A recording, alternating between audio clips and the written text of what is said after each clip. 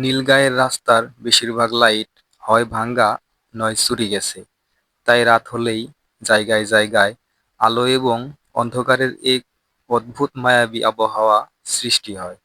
সারা গা জুড়ে নীলগ্রামকে গ্রাম না বলে কলোনি বলা বুদ্ধিমানের কাজ হবে। কারণ ছোট ছোট ধুপড়ি বাড়ি থেকে শুরু করে দোতলা পাকা বাড়ি সবই আছে এই গ্রাম জুড়ে। সেই রাতে বাড়ি ফিরতে বেশ দেরি হলো আনন্দর। আনন্দ এক শহরের কলেজের বেয়ারা বা বলা যায় সহকারী কাজ করে। সারাদিন বিভিন্ন প্রফেসরের হয়ে নানা দরকারি বই লাইব্রেরি থেকে সংগ্রহ করা, তাদের জন্য চা সিগারেট সবকিছুই সে যোগান দেয়। আজ দেরি হওয়ার কারণ হলো সিটি হসপিটালে কোনো এক কারণে প্রচুর ঝামেলা হচ্ছে। সারা বাইপাস এবং তার সংলগ্ন এলাকা প্রচণ্ড জ্যাম। বেশিরভাগ ট্রেনও ২ ঘন্টার জন্য বাতিল করা হয়েছে। রাস্তার দুধারে ঝুপড়ির মাঝে ইট দিয়ে তৈরি রাস্তা। লাইটগুলোর অনুপস্থিতিতে রাস্তাটি যেন সাপের মতো দেখাচ্ছে। আনন্দ হাঁটতে হাঁটতে একটা ব্যাপার লক্ষ্য করে বেশ অবাক হলো। অন্যদিকে সে রাস্তা ধরে বাড়ি ফিরলে রাস্তার ধারের শুয়ে থাকা কুকুরগুলো তাকে দেখে হয় বিরক্তি হয়ে ডেকে ওঠে, নয় লেজ নাড়তে নাড়তে এগিয়ে আসে। কিন্তু আজ রাস্তার কোথাও একটাও কুকুর নেই। এসব কথা ভাবতে ভাবতে যখন সে এগুচ্ছে, হঠাৎ তার ফোনটা বেজে উঠল। চমকে উঠে ফোনটা কানে ধরতেই ওপার থেকে এক উত্তেজিত কণ্ঠে ভেসে এসলো। অনিন্দ, তুই বাড়ি আসিস না? এক্ষুনি সাঁতরাতলা থানায় চলে যা। পারলে। কেন? কি হয়েছে? Hello, hello, hello. ফট করে ফোনটা কেটে যেতেই আনন্দ চঞ্চল হয়ে দৌড়াতে শুরু করলো। ফোনটা তার দাদার ছিল। তবে কি বাড়িতে কিছু হয়েছে? মনে হতেই দৌড়ের গতি বাড়ালো সে। তার বাড়ি আর মাত্র ৪টে গলি পার হলেই। কিন্তু এতটুকু রাস্তা আজ যেন অনেক বেশি মনে হচ্ছে আনন্দর। দৌড়তে দৌড়তে ঝুমকিদির বাড়ির কাছাকাছি আসতেই সে দেখল ঝুমকিদি তার দিকে পিঠ বাড়ে রাস্তার পাশে দাঁড়িয়ে আছে। তার সাথে আরও দুজন বসে আছে না? হ্যাঁ, তাই তো, একজন হরি কাকা আর একজন নির্মল কাকা। আনন্দর বাড়ি ঝুমকিদির বাড়ির পরের বাড়িটাই। মাঝে প্রায় ১০ থেকে ১২ ফুটের সরু গলি। আনন্দ তাদের এইভাবে দেখে থমকে উঠল। ঠিক কী হয়েছে তা বোঝার চেষ্টা করল। পরপর এতগুলো প্রশ্ন করে আনন্দ থামল। আরে, রেবতী দিদা, নেপাল কাকা, কি করছো তোমরা ওখানে? আর আমার বাড়িতে কি হয়েছে জানো? দাদা হঠাৎ ফোন করেছিল। আর আজ কলোনি এত নিঝুম কেন? কিছু হয়েছে? পরপর এতগুলো প্রশ্ন করে আনন্দ থামল। কিন্তু তার এতগুলো কথার জবাব উবু হয়ে বসে থাকা মানুষগুলো দিল না। তার বদলে আড়ষ্ট কণ্ঠে পুতুলের মতো উঠে দাঁড়ালো। তাদের মুখে অদ্ভুত এক জ্যান্ত আওয়াজ। তাদের মুখে লেগে আছে রক্ত। চোখগুলো হয়ে আছে লাল। তারা উঠে দাঁড়াতেই আনন্দ দেখল তারা এতক্ষণ উবু হয়ে বসে আরেকটা মানুষের দেহ থেকে মাংস ছিঁড়ে ছিঁড়ে খাচ্ছিল। কি হচ্ছে সেটা বোঝার আগেই আনন্দ দেখল ঝুমকিদি পশুর মতো আওয়াজ করতে করতে তার দিকে তেড়ে এলো। আনন্দ অভ্যাস বসে তার ডান হাতের ঘুষি লাগিয়ে দিল বুদ্ধির মুখে। আনন্দর হাতের ঘুষিতে বৃদ্ধর জরা শরীরটা পলকার মতো ছিটকে পড়ল একপাশে। এরপর সে দৌড়ে এগিয়ে গিয়ে ঝুঁকে পড়ল ওরা তিনজন। সে মানুষটার শরীর থেকে মাংস খুলে খাচ্ছিল তার কাছে। উবু হয়ে বসে লোকটার গলায় হাত দিয়ে বোঝার চেষ্টা করলো মানুষটা বেঁচে আছে কিনা। অন্য দুজন তখন এক দৃষ্টিতে আনন্দকে দেখছে। হঠাৎ আনন্দকে চমকে দিয়ে পড়ে থাকা মানুষটা তার আধ খাওয়া শরীরটা নিয়ে এক প্রকার লাফিয়ে উঠতেই আনন্দর হাতের কশিরির দিল এক কামড়। আনন্দ চমকে উঠে তাকে এক ঠেলা মেরে সরিয়ে দিল নিজের থেকে এবং বিষভারিত চোখে দেখতে লাগলো যে মানুষটাকে মৃত ভেবে এসেছিল সে মৃত নয়। কয়েক মুহূর্ত কেটে গেল। এরপর যা ঘটতে শুরু করলো আনন্দর বিচার বুদ্ধির বাইরে।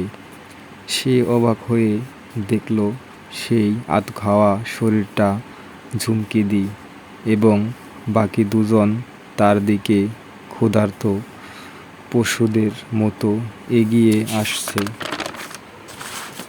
তাদের ঠিক পিছনেই আনন্দর বাড়ির দরজা দেখা যাচ্ছে। কিন্তু আনন্দ এবার সময় নষ্ট না করে দৌড়ে ঢুকে গেল ঝুমকিদির বাড়িতে। ঢুকেই দেখল সেখানে রয়েছে কলোনির আরও অনেকেই, কিন্তু সকলের অবস্থা একই রকম।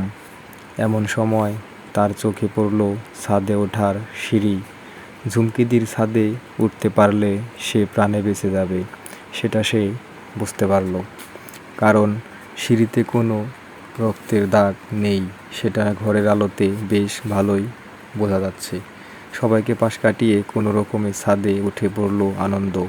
উঠেই দরজাটা এক ধাক্কায় আটকিয়ে দিল এবং পিঠ দিয়ে দাঁড়িয়ে রইল দরজায়। পাতলা কাঠের দরজাটার সেই নরপিশাচগুলো এবং তার মাঝখানে একমাত্র ব্যবধান।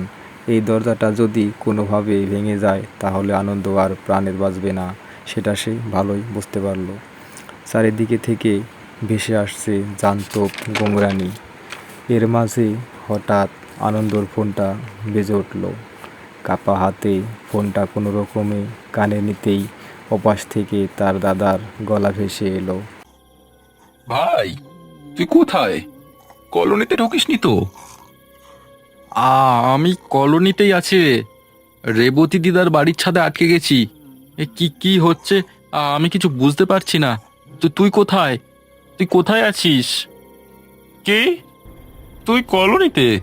তোকে বারণ করলাম, তাও কেন এলি? কি কি হচ্ছে বলতো? আমি তো কিছুই বুঝতে পারছি না। আমিও জানি না। রাতে তোর ওই রেলকর্মী ভবেশকে মনে আছে?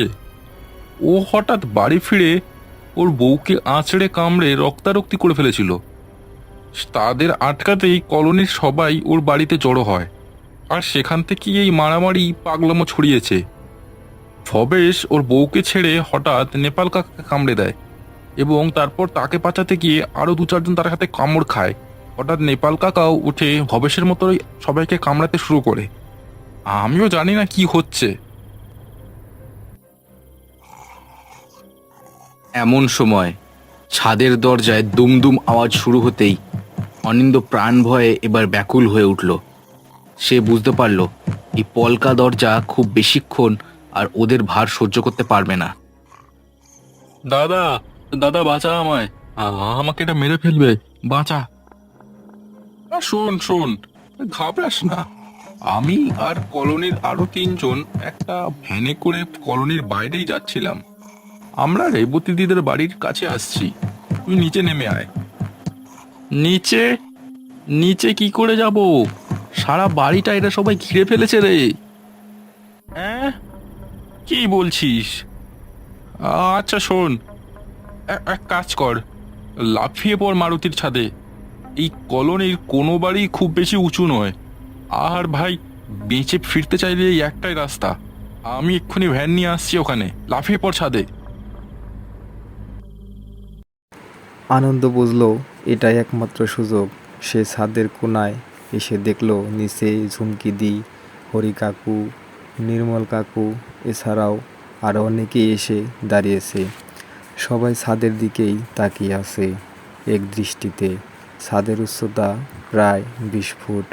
আনন্দ আন্দাজ করে বুঝল হাত পা ভাঙতে পারে লাফ দিলে, কিন্তু প্রাণে বেঁচে যাবে সে। এই মুহূর্তে এটাই একমাত্র সঠিক সিদ্ধান্ত বলে মনে করল আনন্দ। কয়েক মুহূর্তর অপেক্ষার এরপর দূরে গাড়ির মধ্যে তুত্তুর চোখ জ্বলে উঠল যেন। আনন্দ দেখল দূর থেকে একটা ট্যাক্সি এগিয়ে আসছে অন্ধকারের বুক চিরে। তার আলোতে নিচে দাঁড়িয়ে অদৃশ্য পিশাচদের মুখের ভয়াবহতা আরও গভীরভাবে ফুটে উঠল। গাড়িটা ঝুমকিদের বাড়ির কাছাকাছি আসতেই আরও গতি বাড়ালো এবং সে প্রবল গতিতে ক্ষেপে ষাঁড়ের মতো দৌড়ে এসে এক ধাক্কা মারল নিচে জমে থাকা পিশাচগুলোকে। দাবার গুটির মতো মানুষগুলো ছিটকে পড়ল এদিক ওদিক। জানালার কাছে আনন্দর দাদা বসে আছে, তার নাম রুকুল। ট্যাক্সিটা চালাচ্ছে পাড়ার রংবাজ ছেলে সুমন। আরও দুজন আছে ভিতরে, তা দেখা যাচ্ছে না। রুকুলের চিৎকার শোনা মাত্রই কোনো দিক না ভেবেই আনন্দ দিল এক লাফে ধাড়ার করে এসে পড়ল ট্যাক্সির ছাদের উপর পড়তেই আনন্দ চোখে যেন অন্ধকার নেমে এলো। এরপর সে কি হলো তা বোঝার মতো অবস্থায় আনন্দ রইল না। শুধু বুঝতে পারল গভীর ঝাঁকুনি দিয়ে গাড়িটা কোনো কিছুকে পিষে দিয়ে এগিয়ে চলছে অন্ধকারের বুক চিরে। তো বন্ধুরা, এই ছিল আমাদের আজকের গল্প। তো আপনারা সবাই আমাদের এই ইউটিউব চ্যানেলটি সাবস্ক্রাইব করে রাখবেন নিত্য নতুন গল্প শোনার জন্যে। ধন্যবাদ।